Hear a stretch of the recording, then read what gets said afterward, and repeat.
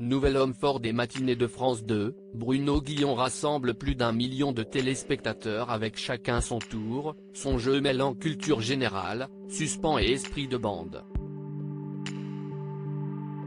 Tout va bien pour Bruno Guillon.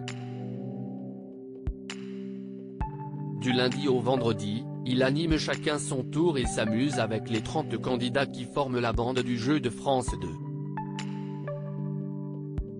Le divertissement enchaîne les performances. Mi-mars, il a établi un nouveau record hebdomadaire historique avec une part d'audience de 23,3% de PDA et 1,1 million de téléspectateurs. Forcément, cela ravit celui qui se lève aussi tous les matins à 3h30 pour présenter la matinale de Fun Radio. Interrogé par Télé Loisirs, il évoque le succès de son rendez-vous et se confie sur ses liens avec les autres visages de la chaîne. Bruno Guillon, le producteur m'a installé un lit dans la loge. Télé Loisirs, Quest ce qui fait que chacun son tour bat record sur record. Bruno Guillon, aux prémices de l'émission, quand on a pitché le jeu, j'avais dit qu'il marcherait si on arrivait à créer un sentiment de famille avec les candidats.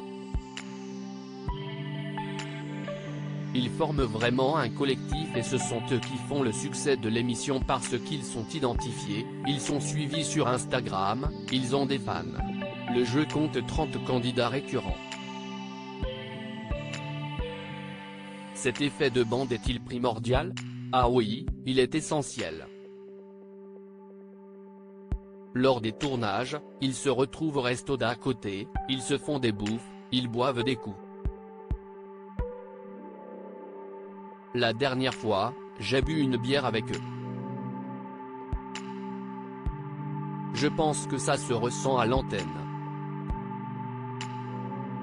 On ne se prend pas la tête, on s'amuse et les gens qui regardent s'amusent aussi. Bruno Guillon, animateur sur France 2, j'ai le rôle du maître d'école un peu BR leur chacun son tour, si est aussi une mécanique très simple. Oui, en début d'émission, un tirage se fait avec les boules du loto et on termine par un tir au billard japonais, une attraction de fête foraine, si est assez simple. Les gens ont besoin de ce retour à quelque chose d'authentique. Si vous m'aviez dit qu'on ferait 1,2 million de téléspectateurs il y a 1 an et demi, comment vous situez-vous face à eux? Je suis censé gérer le truc, mais quand on commence à balancer des boulettes de papier depuis le fond de la salle, ça me fait plutôt rire. J'ai le rôle du maître d'école un peu BR comme à la radio, il officie à la matinale de Fun Radio, note de la rédaction. L'animateur de chacun son tour se confie, il n'y a pas de relation malsaine avec les animateurs de France Télé. Comment se déroulent les tournages? En général, on tourne 12 émissions par jour de 13h à 20h30. Quand je finis la radio, je fonce à la Plaine Saint-Denis. J'ai un charmant producteur qui m'a installé un lit dans la loge.